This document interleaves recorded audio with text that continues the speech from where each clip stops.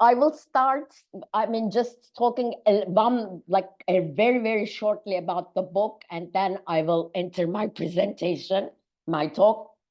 Now, my book that you might have seen, it's called The Mother, the Politician, and the Guerrilla, Women's Political Imagination in the Kurdish Movement.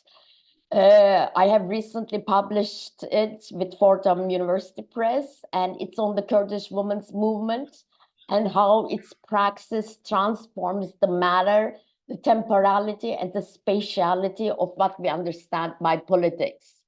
It looks at three figures in the movement: the figure of the mother, the politician, and the guerrilla, and shows how these figures have collectively created discursive and material thresholds in politics from which to speak and act. It also studies how these figures occupy different temporalities, specifically the mythical and the maternal temporalities, and thereby evoke a deep time beyond the time of real politics. Finally, it inquires how women turn their flesh and their voice into the matter of politics, meaning they make their flesh and voice matter in politics, and they do politics with their voice and flesh. With this book, I wanted to pay tribute to the labor that Kurdish women performed to link the particularities of their voice and flesh to the world and word, and hence create the materiality of a universality which the very wonderful Caribbean scholar Denis da Silva defines as difference without separability. In short, my aim in the book was to tell the very complicated but also enchanting and transformative story of the Kurdish women's movement and explain why it moves so many of us in the Middle East, giving rise to women's revolutions in Turkey, Syria, and most recently in Iran under the slogan of Jinjian Azadi, Woman, Life, Freedom. Now, of course, a year passed since I have submitted the final draft of the book, and many things have happened in the world. And it seems like we are going through an inaugural, okay, I can't pronounce it, you know what I mean, movement at states all over the world and on a global scale act unlawfully, completely undermining and unmaking the international order based on human rights built after the Second World War. Different geographies, especially Africa and Middle East, but also Ukraine, Haiti, are being transformed into death scapes. In Artsakh, in Sudan, in Congo, in Kurdistan, in Palestine, in Balochistan, dead bodies pile up and atrocities are shown in real time. In such a world, I think we scholars need to adapt ever more comprehensive frameworks and link our contexts to each other.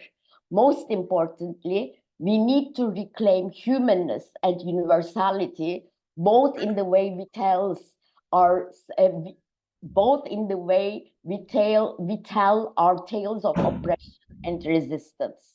This is what I will try to do in these two talks. I will talk about today, I will talk about the obsession of the Turkish state with Kurds as a paradigmatic case for understanding the psychic operation of state power and how it constitutes certain people as inhuman, not discursively, but through rendering them without desire and fantasy. Tomorrow, on the other hand, I will talk about the ways in which the Kurdish movement claims, creates, enacts desire and fantasy, and thereby lays a claim on humanity and universality. Before starting, I also must add that I'm greatly indebted to Black thought, to the thoughts of Sylvia Wynter, Fred Moten, Da Silva, Zakia Iman Jackson, among others, in creating this framework. I will make 3 points. First, I claim that this deep psychic attachment of the Turkish state to the figure of the Kurd and its obsession with her stem from the fact that the state cannot otherize her. The Turkish polity does not imagine itself to be a contractual polity among different groups. Rather, the polity is imagined to be composed of morally related groups and individuals who should know their place in the patriarchal order of things and not transgress the limits attached to their place. The Kurd, to the extent that she does not know her place, is in that sense not an other that needs to be assimilated or negotiated with, but a stray that needs to be taught her lesson. In order to recognize a group as the other, we need to think of it as having desire. However, notwithstanding certain brief intervals, when the question was asked, what do the Kurds want, albeit with negative connotations, the Turkish state and the public have not been interested in the desire of Kurds. Rather, the Turkish state has been obsessed with annihilating the capacity of Kurds to experience desire and fantasy. Further, by binding the Turkish citizens to its aim, the Turkish state rules not only over Turkish citizens' behaviors and attitudes, but also their unconscious drives. My second point is, I'm going to stop sharing for a while and then come back. My second point is methodological. I claim that in order to understand the relationship of the Turkish state to the figure of the Kurd, we need to look at certain spectacular scenes in the recent past as scenes from a lost film. This constructed film will enable us to go beyond historical and causal narratives that give too much emphasis on the actor's intent and remain locked at the level of realpolitik. Instead, we need to build visual and discursive narratives that reveal the structural dependence of the Turkish will to the Kurdish body and the erasure of its desire. Putting spectacular scenes next to each other reveal a fixation on the part of the Turkish state and public, a fixation that can be fought against only at the level of the imaginary. A related point to this is that I believe that the fight against the Turkish state and public must be at the level of myth. The Kurd in the Turkish psychic and political landscape, just like the figure of the Black in the American landscape, is not a historical but a mythical figure. The bandit, the terrorist, the ignorant, the peasant, so on and so forth, unaware of his own desire.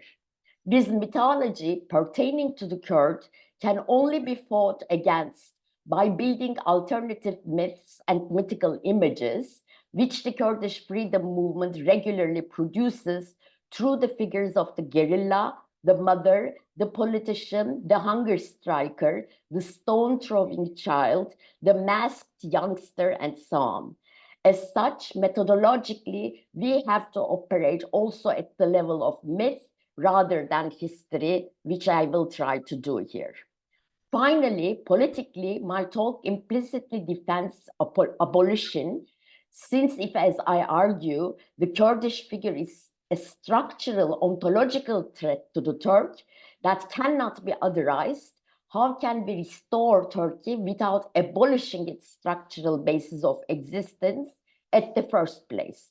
In other words, how can we begin anew without making clear what is rotten in the Turkish state, what is rotten on the very plane where the state form flourishes? On the other hand, the struggle of abolition is continuously intercepted with liberal desire that invests our hopes to what is possible in the here and now as opposed to what we urgently need to have a future at the first place, which is the demolition of the state form. Therefore, we are always already situated at an impasse. Abolition is a political struggle that unfolds at the very place where this struggle is made redundant through liberal hope. This is a poisonous hope, I argue, that we need to get over because it convinces us each time that the disaster we are witnessing is the last sacrifice we make on the wake of a new world. I must also say that I don't think that the Turkish state's relation to the Kurdish figure that I will talk about here is an exception. On the contrary, as a form that relies on the representation of people as a whole, the state form is obsessed with the regulation, provocation, and annihilation of desire. In that sense, my talk is both specific to the Kurdish case, but also a general interrogation of the state form that relies on something called the people, in the name of which it can speak in the language of desire, something that is more than wishes and demands. In her most recent and brilliant analysis of the play Antigone, Alenka Zupancic argues that desire is fundamentally related to the modality of the question mark of questioning addressed to the other. What am I to you? What do you want? You are demanding this and that, but what is it that you actually want? Zupancic continues, desire is essentially related to an interrogation of the other and of one's place in relationship to the other and to what remains unanswered in every answer. I think this paragraph is a great way of introducing the topic of Turkey's obsession with Kurds, because it makes clear that Turkey's attitude to Kurdish desire is not one of interrogation, but one of denial and destruction. For Turkey, Kurds and the desire of Kurds is an ontological and not a contingent problem. The state is not interested in questioning Kurds for their desire, but in either altogether annihilating or swallowing or digesting them. In other words, in Turkey, as elsewhere, the problem we are facing is not otherization and accepting or fighting the other, but about unmaking her desire at the first place as if it never existed. Therefore, the emergence of the oppressed as an other is not something that is given, but an accomplishment that is achieved by struggle. I also argue that the relation of the Turkish state with the Kurd is repetitively inaugural. That is, each epoch is defined by a foundational act whereby the state or the political actors of the state commit a subjective violence against Kurds, whereby they transgress the limits of their own law to establish themselves as sovereign. Popular sovereignty in this case becomes the democratized right to participate in the visual and material undoing of the Kurd. Kurds in turn respond to this by turning themselves into spectacles that screen the criminality of law. It is only by transgressing the law to show its criminality that Kurds can force the Turkish people to ask, what do Kurds want? Now, the Kurdish people are one of the largest stateless populations in the world, and with the exception of the Iraqi Kurdistan region, have no recognized regional autonomy. Divided among the states of Syria, Iran, Iraq, and Turkey, Kurds have suffered different forms of discrimination, injustice, violence, hostility, and repression in their respective countries. In Turkey, the Kurdish issue has been one of the most pressing since the founding of the Republic in 1923, and has claimed more than 40,000 lives in the last 3 decades alone.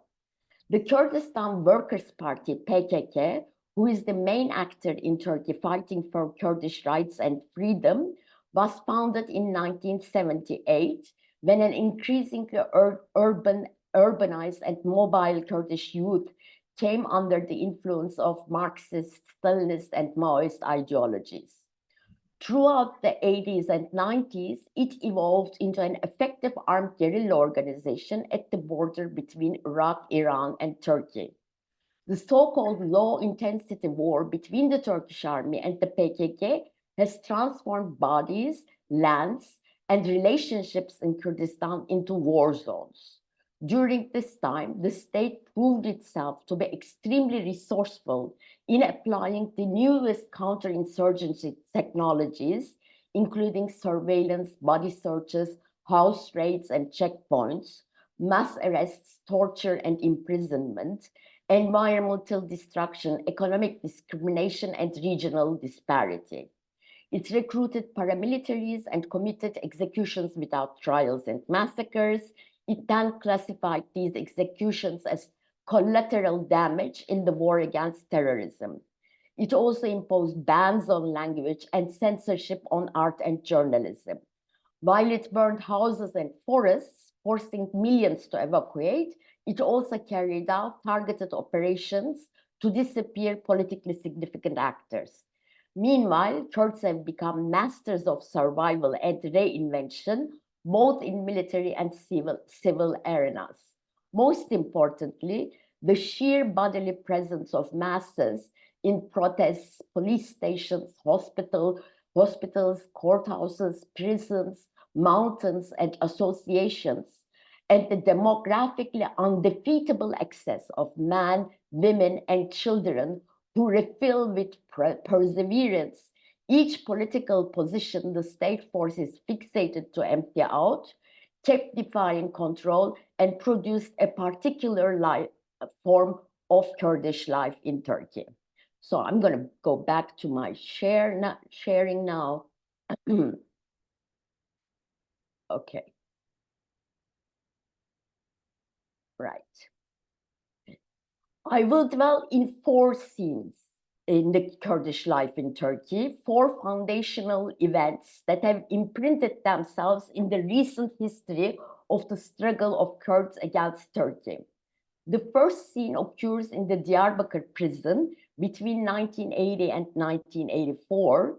The second scene is the Kurdish guerrilla organization PKK's leader Abdullah Öcalan's kidnapping and arrest and his trial.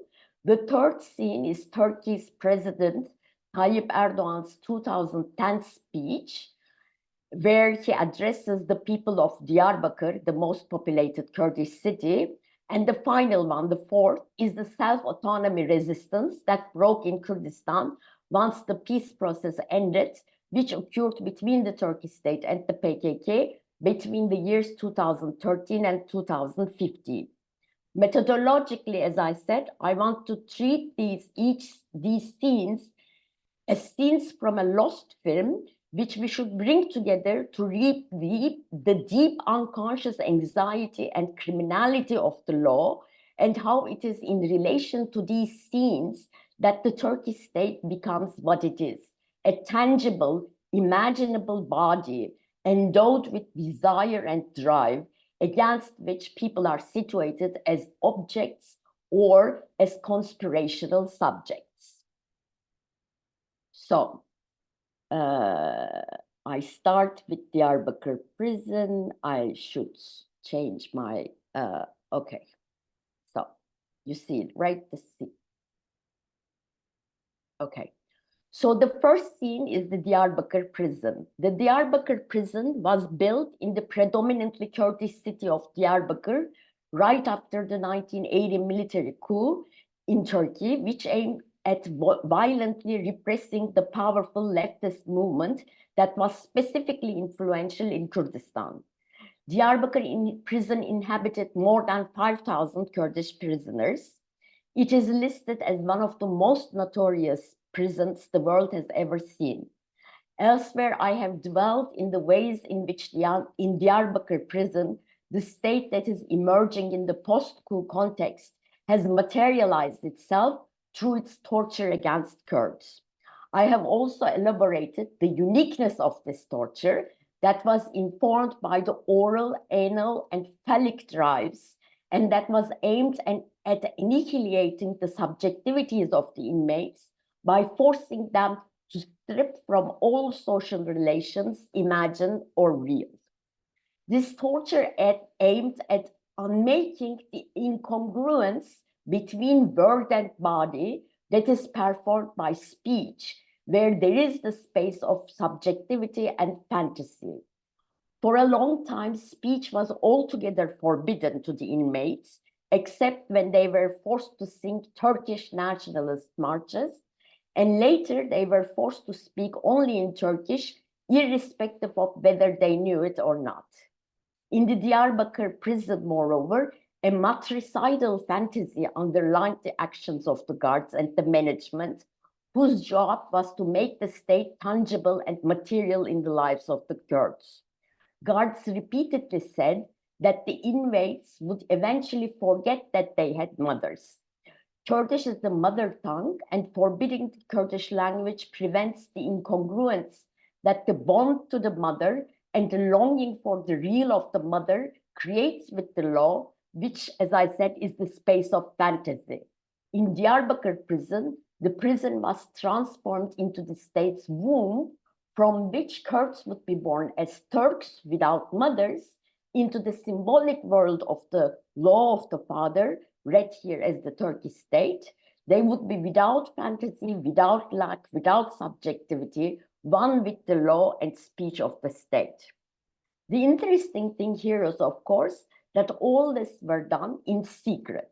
And what the state promised was reserved only to its bureaucrats and its guards, the pleasures of breaking the law in the name of the law. The broader public was excluded from these pleasures. Throughout the 90s, this regime founded through the Diyarbakir prison continued, and the entire geography of Kurdistan was turned into an uncanny space where the dangers lurking in the form of forced disappearance, displacement, extrajudicial murder, and massacre of people characterized the whole atmosphere. The pleasures of subjective violence associated with breaking the law in the name of law remained exclusively accessible to those who had links to the so-called deep state. Unaware of what was happening in Kurdistan, most of the Turkish public found its joy in the growing popular culture where specifically norms of gender were transgressed and where fantasies independent of the state could be accessed. Now, the second scene.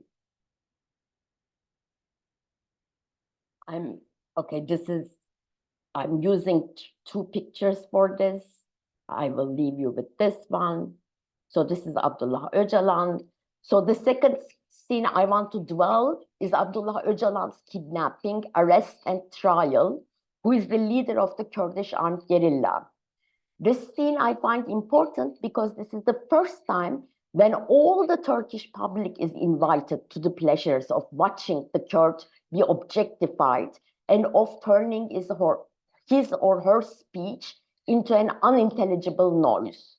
The Turkish public received Öcalan's images in a bulletproof cage with an ocular gluttony and participated in his violent drama of chase, capture, and trial as righteous, indignant, juridical, but also pleasured, excited, enthralled, entertained, and recreationally ravished witnesses. The gaze that was produced in the courtroom, where the Kurdish body was no longer hidden in the dark chambers of the state to be reborn, but laid bare through the mediation of law, news, and policy, would have lasting effects, and the carnality it gave rise to would inform the relationship between Turks and Kurds until very recently.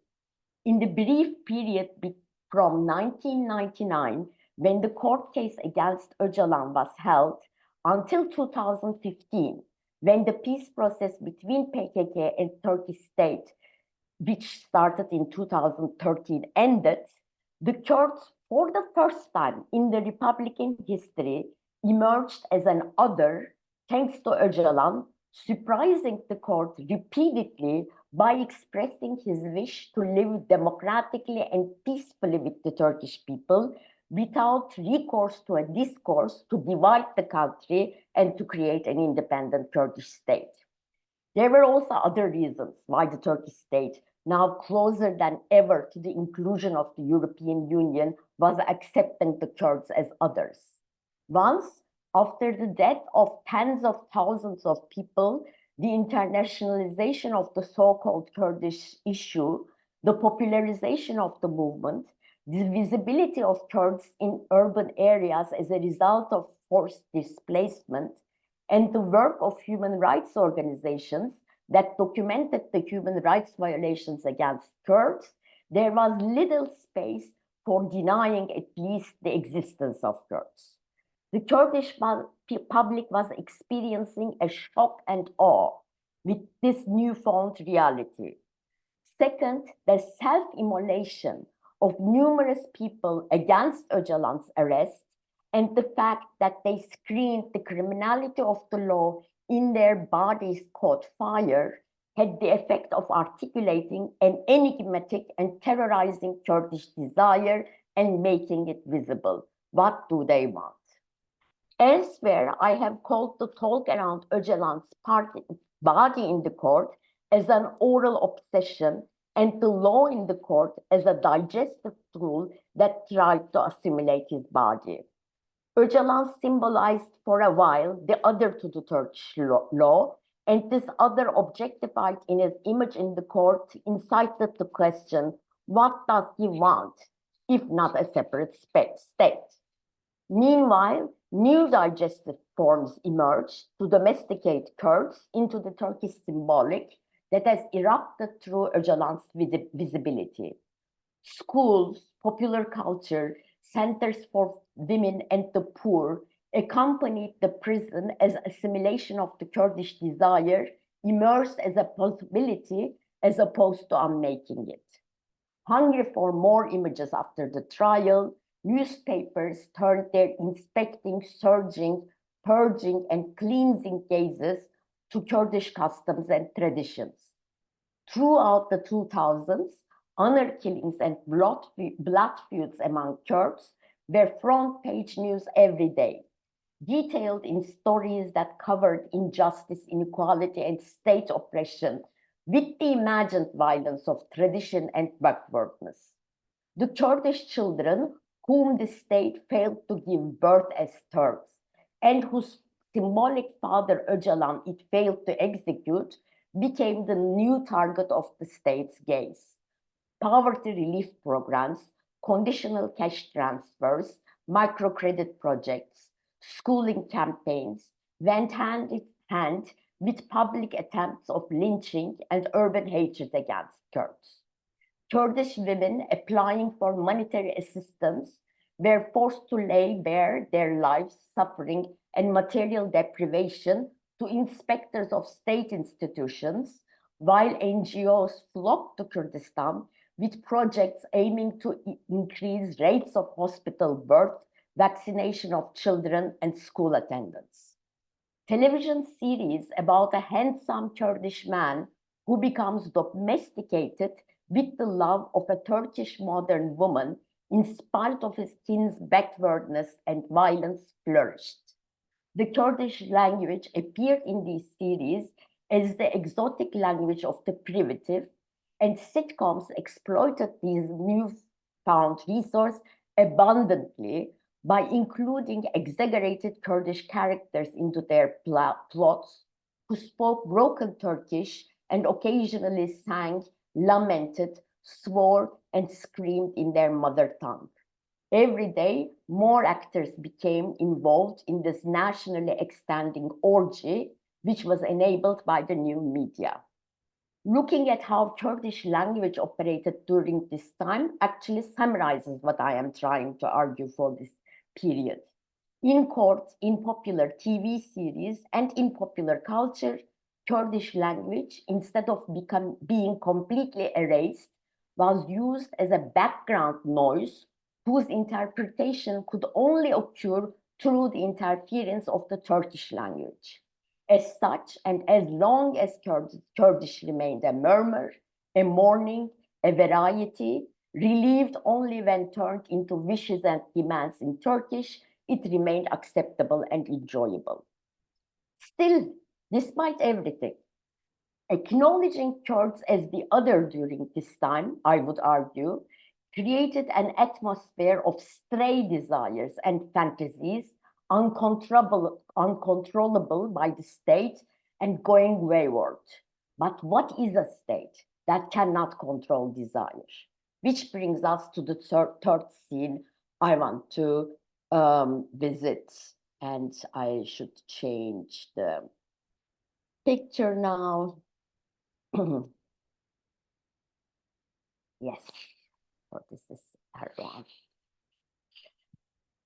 In 2010, in Diyarbakir, the then Prime Minister Erdogan made an unforgettable speech. In his speech, Erdogan recognized the Turkish state's historical wrongdoings against Kurds, something that no head of the government had done until then.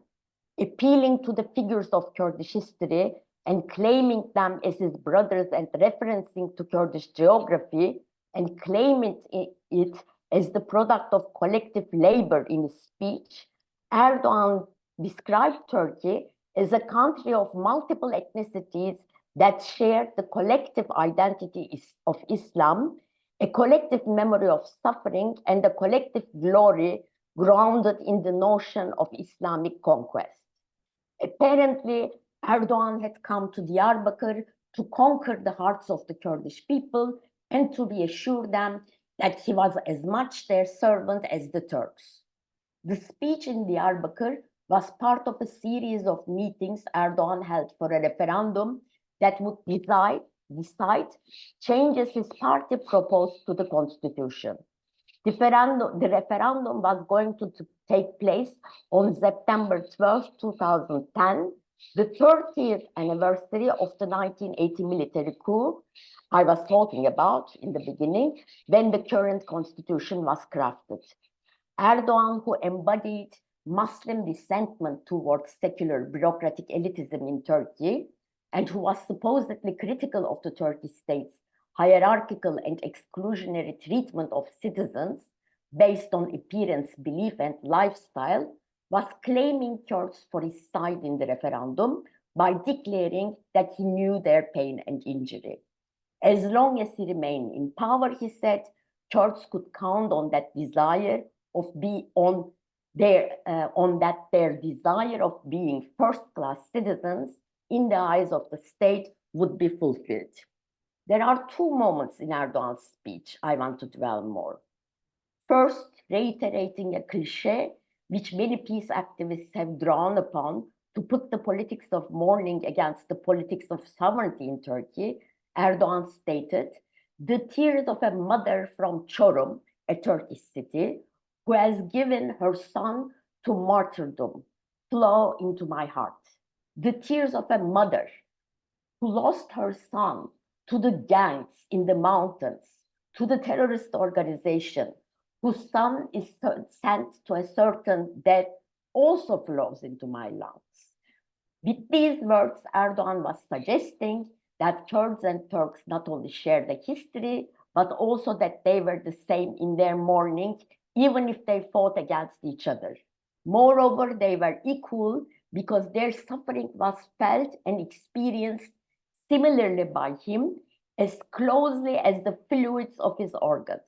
This equality, however, mediated and achieved in the intimacy of the Prime Minister's body, was not legally but affectively granted. It was private rather than public, based on suffering rather than on struggle. It pointed to a possibility of peace and commensuration only as long as the integrity of Erdogan's body and his sovereign compassion remained intact. In other words, no more would Kurds be imprisoned in the space of state's drive and unrestrained fantasy as they were in Diyarbakir prison and during the 90s. They would not be killed and tortured and stolen from their subjectivity and capacity to desire. From now on, they would be included in the cultural space of the sacred, ethics, and relationality, however, with one catch. For this, they would be forever indebted to the president's life, vitality, and body. A promising state, especially one that promises love, affection, and commensuration in return for an unpayable debt, is a dangerous thing, and people of Diyarbakir who had encountered it in many different forms knew better. It is also something that one cannot not want, specifically when one is situated at the margins of the nation as a colonized people. I will, however, not dwell on this. Instead, I want to move to the second important movement in Erdogan's speech. Towards the end of his speech, Erdogan discussed the very controversial Diyarbakir prison situated near the meeting area, which connects the scene to the scene I started with and to the scene with which I will end. He said, I always said it and I say it again in Diyarbakir. Ah, if only Diyarbakir prison had a tongue and could speak and tell all that was lived after the coup. If it could talk and tell those inhumane tortures and inhumane treatments. We are closing this prison. We will build a new prison quickly. The moment it is finished, we will demolish the infamous Diyarbakir military prison. We want it not to remind our city of the coup. God willing, this will be our deed. I think that his promise to demolish the notorious Diyarbakir prison testifies to Erdogan's desire that his speech would become sacred and monumental and rise on the ruins of another monument, the still operative Diyarbakir prison, and replace it. To the extent that the prison remained in sight in the psychic landscape of the city of Diyarbakir, the Diyarbakir prison would be a reminder of a greater power than Erdogan, the power of the secular coup that had refounded the Turkish state. As long as the prison symbolized this foundational moment, Erdogan's promise to give birth to a new nation would never be fulfilled, and the prison's mythical violence would reduce his reign to parody. Eventually, the Diyarbakir prison would not be demolished. However, Erdogan made sure that the memories of the prison were overshadowed with his conquest of the city 5 years later, and that he became the founding father of the new Turkey. Okay, the last one, the last picture. Oh, sorry, no, it's not the last. Okay. Which brings us to the Kurdish resistance for autonomy when the peace process between the PKK and Turkey collapsed in 2015. In this period, while the youth dug trenches in their neighborhoods to protect them from police raids, state forces declared around-the-clock curfews and attacked these neighborhoods with an overwhelming force. The fight between the state and the youth, later backed up by the PKK, however, was not only of a spatial nature. It was also waged on the imaginary field. Immediately after the curfews were announced, counterinsurgency Twitter accounts started posting pictures of occupied places and bodies. As the war in urban areas intensified, soldiers and police this time leaked photographs of dead and stripped guerrilla bodies lying on a sidewalk or tied up to and pulled by a tank. That's what the picture shows. Pictures of rotten civilian bodies whose burial the authorities banned, videos of captured youth being strip searched, and shots of burned corpses were circulated both by those who supported the attack on Kurds and the Kurds as an evidence of power by the former and of cruelty by the latter. In the war over spatial sovereignty, to whom do Kurdish cities belong? The state and the insurgents, the Turks and the Kurds had become one in the images they were fascinated by, despite their different interpretations, and contributed to the production of a paralyzing and nightmarish atmosphere revolving around exhibited cruelty and suffering. When the cities under the curfew were opened up again and people returned to their homes, they found their neighborhoods had been completely destroyed. The special teams that turned their houses into garrisons during the conflict had left excrement in refrigerators and semen in bedrooms. Graveyards people had built to commemorate the guerrillas were bombed to ashes by airstrikes, and over 150 insurgents were burnt alive in 3 basements where they hid. The body of the Kurd as something that the nation needed to be released from biologically and symbolically by killing it or by putting it into prison, by keeping it buried and rotten, was now the dominant modality of the Turkish state against which the Kurds responded by using the same pictures as haunting archives of memory.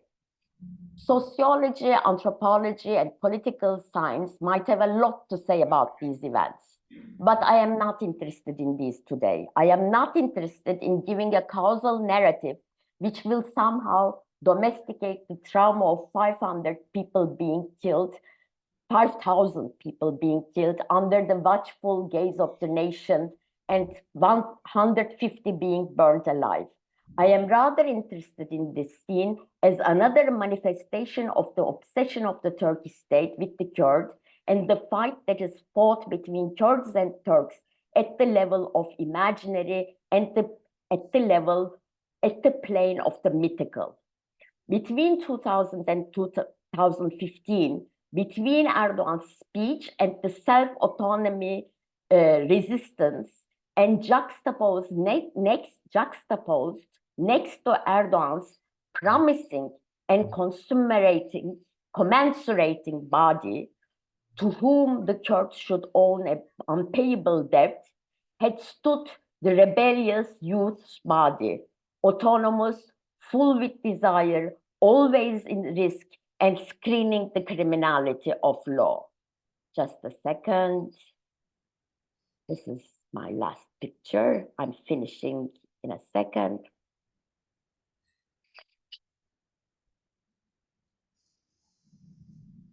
Erdogan was suggesting that the law could be normalized if only Kurds would act according to their place in the affective world his body gave birth to.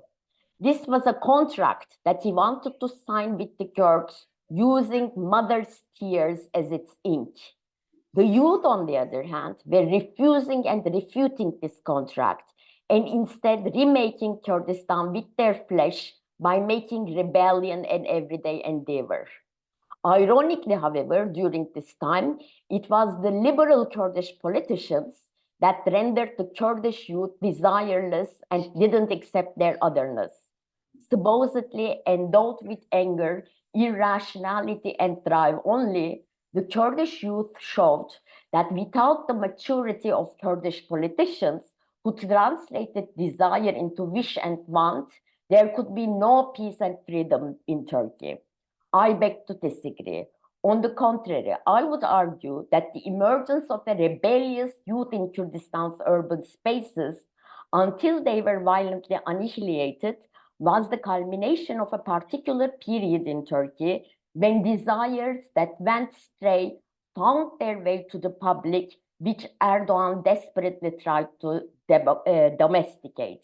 Fighting imaginary with imaginary, myth with myth, the Kurdish movement embodied in the bodies of the wayward youth was finally being heard, forcing everyone to speak the language of desire. Yes, but what do they really want? To conclude, I believe that the strength of the Kurdish movement against the Turkish state, or any movement against the state firm, is its capacity to create images that insert to states imaginary and otherness. This otherness embodied and enfleshed in figures such as the guerrilla, the hunger striker, the self-immolating activist, the stone-throwing child, the mother, the woman politician, is most importantly about desire. What does she want is the question that comes to mind when one sees these images. Most importantly, despite everything, how do Kurds continue wanting? The scenes of self-autonomy resistance is a turning point because by killing all these mythical figures visually and materially, the state has also destroyed this otherness that Kurds have been struggling to insert in the Turkish imaginary for the last 2 decades and rendered Kurds once again desireless. We are at a point in Turkey where we are in search for bodies that will once again screen the criminality in law. Can we, however, do that? Produce those images exactly when we have hope that somehow the moment of self-autonomy resistance was the last disaster we witnessed. And that somehow, maybe, some next election will be the moment when we will be saved by constructing a new polity based on collective interest. Thank you for listening.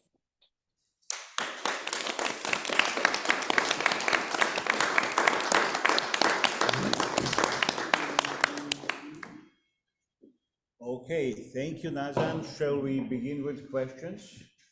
I think there is one already on. Would you mind reading it? This is by Zoom. So I see from David, I teach high school US history. The guiding question for our exploration of the US experience is, how do the actions under consideration align with the Declaration's assertion that all men, that is all people, have the inalienable right to life? End of quote. For the purpose of establishing a measurable diagnostic in this regard, we have condensed that the right to life necessarily embraces the right to equality of access to the economic force and opportunity of land. Quite specifically, we measure the realization of this right by, quote, to what degree is the economic value of land democratically socialized, end of quote. And how does this measure of human right align with Ms. or Professor Üstündağ's vision of things? Land as mother, David clarifies. Yeah. Okay. Yeah. I mean, all anti-colonial movements have a claim on land, right? I mean, they all, for all of them, their identity, their humanness is very much linked to the land. And in the Kurdish movement's freedom struggle, it's the same thing. So it is a fight also for motherland, for the right to live in the motherland, for the right to have access to motherland, and especially in this case, the mountains. So I agree, of course. Humanness, I mean, especially after all this discussion, you know, post-humanism and so on, I think we are now at a point where we cannot define human abstractly without linking the human to her land, to her community, and so on and so forth. That's my answer. I don't know if it answers the question. Nazan, I'm smoking. I'm a bad example to everyone. Sorry. Nazan, can I ask you something? I'm curious about you mentioned the similarity to the figure of the African American in the US history. Yeah. Say more about this. And also this, I think it was a paraphrase, it sounded beautiful, difference without separability. Yeah. How can we use that politically? Okay, the one thing, the first thing, I think Zakia Iman Jackson, I was making a reference to, because she talks about, which is very important, I think, into the Black figure, the Black people in the United States having been robbed their history has been always rendered as mythical figures in the mainstream discourse, like, you know, mommy and all of these different figures, seductive Black women, or the Black criminal. I mean, these are all mythical figures without any reference to history. I think that's one of the ways in which societies that are based on, states, exclusionary states and exclusionary societies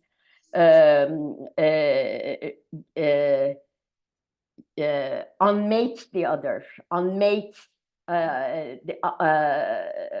destroy our imagination, that they can have fantasy, that the other can have fantasy, that the other can have desire. And they rob the history of people. And what remains is a fight, a struggle on the mythical level. We instead create new myths to encounter the myths that whites or that Turks have created about Kurds. I think that's very similar. But also, of course, the whole discussion about, a Black figure being not a contingent, but an ontological exclusion for white culture is very similar to Turkey's understanding of the Kurd. The Kurd does not exist as human. The Kurd cannot be seen as human.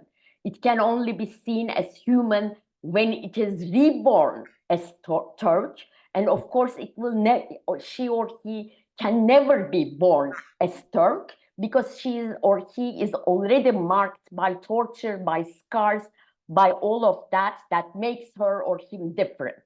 So in those senses, I think it's very similar.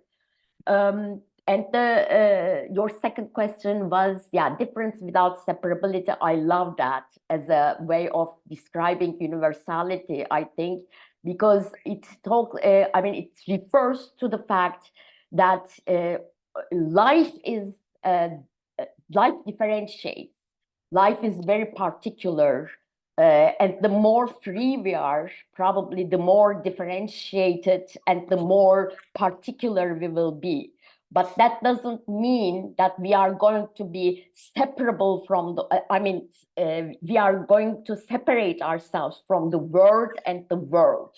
It's on the contrary, the dominant culture, the dominant power structures that on the one hand particularizes us, and on the other hand, separates us from the world and the world.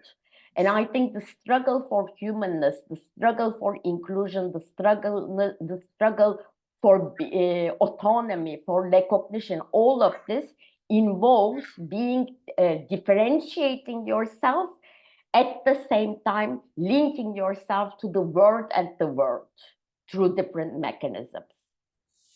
Does that make sense? It does. Thank you very much.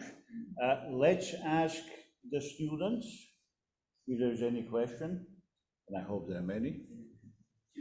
Who would like to go first? I had a comment about. Do you want to come closer just because of the sound? I had a comment about what you think about the idea of like a parallel with the disability community, and the fact that, disabled people are not seen as human either in any culture. It doesn't matter whether it's Turkey or the US or wherever. Do you see that parallel too? I think there are many people who are working on that, but I'm not familiar, with the literature that much, but 100%. We can say this, I think we need a completely new Declaration of Human Rights, which defines the human being not as someone that has somehow inalienable rights, but human as endowed with desire, whoever or whatever she is, and humanness as an achievement, but an ethical, aesthetic praxis, or rather.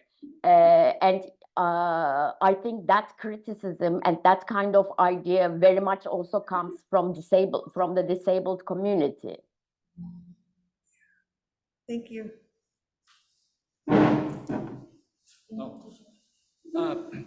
Yeah, I just had a question. Oh, excuse me. From hearing you talk about this myth making and the unmaking of the other, and the myth seemingly taking over the imaginary of a people, I come back to what we're witnessing, the genocide in Palestine right now. Right. And we are seeing, just making that connection with how Israel is creating the myth of the Palestinian, and especially when you were saying they will, with the Kurds, that they will never be a part of the motherland. Mhm. And we see it now as not just in the genocide of Palestinians, but also in the just of the destruction of the land as well, the Right. scorched earth policies of Israel. So not really a question, more of a comment, but wondering if you could maybe elaborate more on some parallels that you've seen or that come up for you. I mean, everything is, I think, I could have written almost the same paper about Palestinians and the Israeli state, I think, especially, how I mean, for me, the most important similarity, I guess, is the fact that all Israeli citizens are invited. Almost it becomes a precondition of Israeli citizenship to enjoy Palestinian death, which is, I think, the most horrible part of what we are seeing today in relation to these televised genocides in Kurdistan, in Arkansas, in Nagorno-Karabakh. The same thing happened.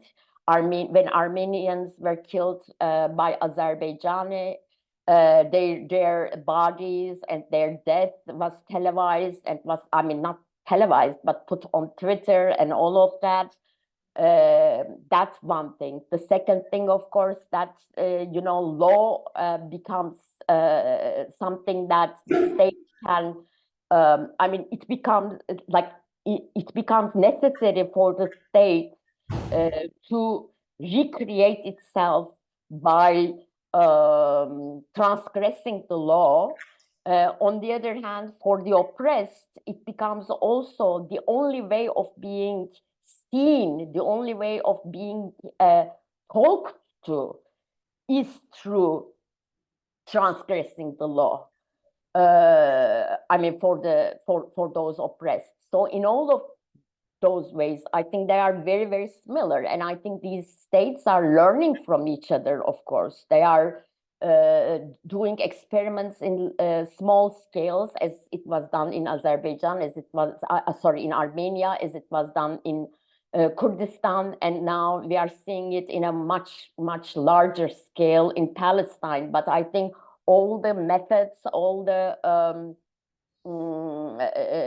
psychic operation of power, all of these are very, very similar. And that's why I think we have to talk about these in detail, but in frameworks that speak to each other to create a universal framework for talking about these things and for overcoming the separation that has been enforced on us.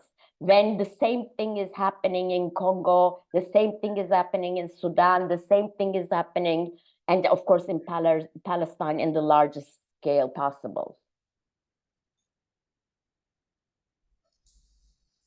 I have a question. You had talked about the subjectivity of desire. I feel like that's such a big root source of so much conflict, especially in the US right now. I was wondering if you could just talk more about that universal link of humanness, like what you see as that link of humanness. About that, I will talk tomorrow, though. Okay. Good. I have a question. I loved your talk, by the way. And my question is, can you elaborate a little bit more on the difference between the other or otherness and straying? This notion of straying, because I think that sometimes the term, I mean, I understand in this context of the other is within this notion of the proliferation of life and particular the further particularization of life and difference, right? So that the universal isn't about producing the same, but that the mark of differences and otherness is important. But then there's certain, I don't know, liberal discourses that then use otherness as a way to describe violence, like, oh, these people were othered, or this, right? So there's this kind of slippage of the way that these terms are used. And I think that the way you're using the figure of or otherness in terms of the other that has desire, the other that you know, that is not in the zone of non-being, Yeah. but it is other, right? So I think that would be really great if you could elaborate on the difference between that and this stray. Okay, I mean, other in my, I mean, I make reference to Alenka Zupancic, and I think I really love how she says it. I mean, the curiosity, whether you like it or you don't like it, whether you are going to fight them or not fight them. I mean, the curiosity of what do they want? Which is, of course, a never-ending question, because they will answer, we will not believe, we will, but there is at least a dialogue, right? I mean, not even, I mean, somehow turning towards being curious. But I mean, we see the same thing with Israel and Palestine, and the same thing with Turkey and Kurds. Turkey is not interested or not curious about knowing. There was only a very, very brief time, as I talked about in my talk, and that was actually like Öcalan and Öcalan's being replicated by the youth, and in a sense enforcing themselves in the frame, in the Turkish visual, especially visual frame and imaginary, and forcing the Turk to ask, so what do they really want? You know, if not this, what do they really want? And a curiosity, so television programs, you know, a debate, all of this start. I mean, it doesn't mean that Kurds weren't lynched at the point. They were, but they were looked at. Now we can only see them as dead bodies, as bodies that, because I mean, it is like, you know, they are stray, so you know, they can be killed. They are not, they just don't, they are morally unhuman, because their desire, they can't have desire, they can't have fantasy. They are mythical, they are constituted again and again as mythical figures without an interiority. Yeah. I'm not saying something really, really, you know, original. This is also what Fanon said, right? Without interiority. But I want to, understand more how the state makes it possible for its citizens to see the Kurdish person or the Palestinian as without interiority. It doesn't happen in itself. It happens through destruction. It happens through violence. It happens through robbery. It happens through stealing. It doesn't happen by itself. It's not like the encounter difference and we don't like it. I mean, the state, it makes sure that that difference is, in a sense, it's not even a difference, because the other, I mean, it doesn't exist. It has no interiority. And in order to claim interiority, as with the Palestinians, again, I'm going to give the example, we are saying, oh, they are children. You know, we can only, they are children because they are not human beings yet. We don't know whether they are going to have interiority or not. I mean, they are not yet anything. They are children, so we can feel sorry about them. But apart from that, no Palestinian has any interiority. We don't care about, I mean, the children, by definition, we don't expect them to have desire. It is inbuilt into the definition. So it's only children are exempt from this. But in Turkey, it was, I mean, yeah. Thank you, Nazan. I think there are questions, but I can't read it. Yes. Sorry, thank you, someone with better eyes. Give it a try, We have a question in the chat. The connection with the Black experience in the USA is altogether apt. What is distinctive about the Black experience, however, is that African Americans have a peculiar relationship to ancestral land. Obviously, Africans were taken from their motherland to an earth that they were legally alienated from.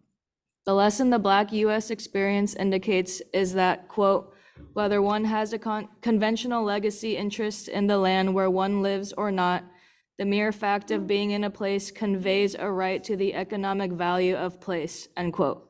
Othering begins with asserting a being has no right to exist in a particular place. The experience of belonging must include having economic interest in the value of place. Has Dr. Üstündağ anything to add or subtract here? Sorry if I pronounced your name wrong. Mhm. No. I take it to be more of a comment. Yeah. Yeah. Any other questions? Hey there, thank you dearly for your talk. A quick comment real quick. I think what I was getting at is there's this fake notion of universality that Turkish nationalism is projecting upon people that then gets rid of the particularity of Kurdish people and by extension gets rid of their universality of them being self-determining beings with desires at the same time. While at the same time, this fake universality that seeks to incorporate the Kurds doesn't really let them be fully included anyways, because they're still marked as this other without their meaningful desires and not really wanting to be included by people with such bigotries against them. Now to my question, there's been a great deal of comparisons between different ways people are otherized by states. My question is, what are the distinctions in regards to the way that Turkey treats the Kurds versus the way Syria treats the Kurds, the state that is, versus the way Iran treats the Kurds versus the way Iraq treats the Kurds? What is the distinction between the anti-Kurdish racism and bigotry in Turkey that is different than those other places?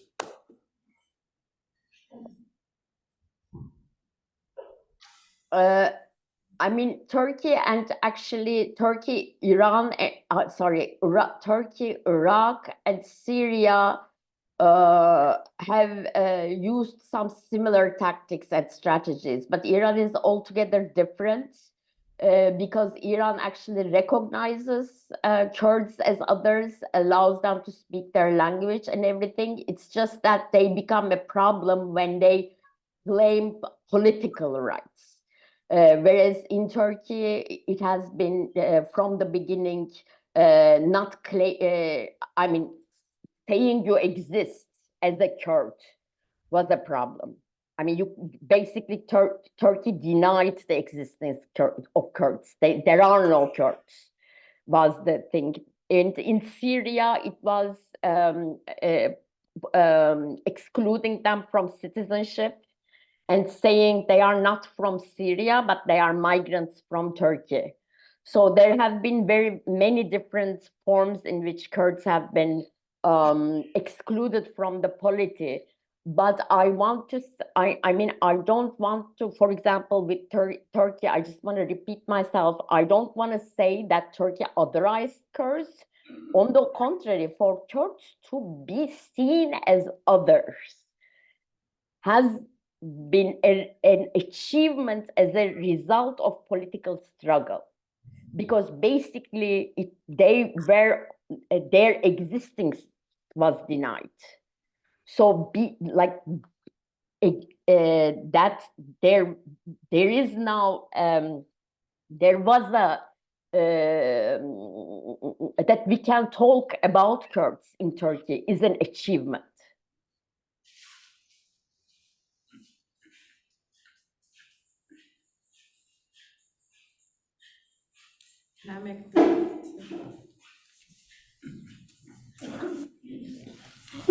Hello, thank you for your talk this evening. I think this is not a question, maybe a comment, sort of a mental meandering that occurs. I really appreciate what you offered in terms of othering as a rehumanization and a reassertion or an assertion of desire as a reclamation of subjectivity. It really reminded me of, I'm really obsessed with Audre Lorde's uses of the erotic, and I felt like Yeah, that sure. there was a dialogue or something like that happening there. And I also really appreciate what you brought in about like the eliciting of curiosity and how that works to reassert subjectivity. And it also made me think about like cultural appropriation, specifically around the African American experience in the United States and how like that can be a form of violence. Because you were saying that like one of the ways that we, or that you like elicit curiosity or can elicit what do they want is through rebellion or like, but I think another way could be through art, like when folks like, yeah, that also elicits curiosity about the desire of the artist when they come from an oppressed group. And so then it made me think that cultural appropriation could be like a daily form of violence because it results in the erasure of that subjectivity or the like erasure of that oppressed group's desire if it's constantly being appropriated. And that's as far as I got in my thinking, but those are just thoughts that were elicited by what you shared, and I appreciate it. I love your comment. I totally agree. Yeah. I guess love, rebellion, and art, maybe we should say. Yes, like art that. being a form of rebellion because it is Yeah. asserting a subjectivity, but I could see Love how, also, I would say, love is a rebellion. Love is a form of rebellion too, and love does the same, has the same effect of yeah, inciting curiosity. I just was thinking about why, like the daily appropriation of Black culture is so violent to me. And I'm like, oh, it's like constantly taking the voice away from Black people and making it into something like pop and plastic, and how that is, you know, taking our desire or trying to take our desire and making it and cheapening it so that therefore our subjectivity is continuously being threatened or erased.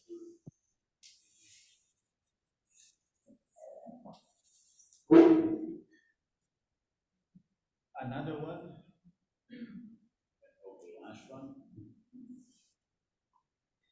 Oh.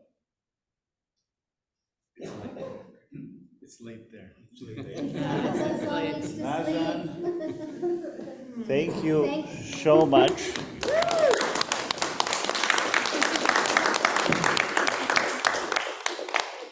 We will see you tomorrow and really looking forward to it. Hope the eye is better by tomorrow.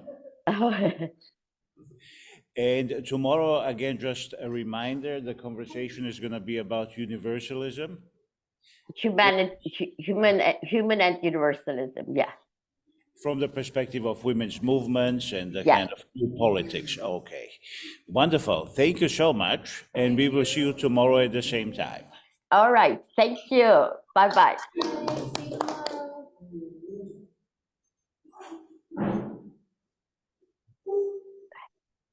I don't want to close this without Sean. I don't want to delete it as we close it. Right. What's his name?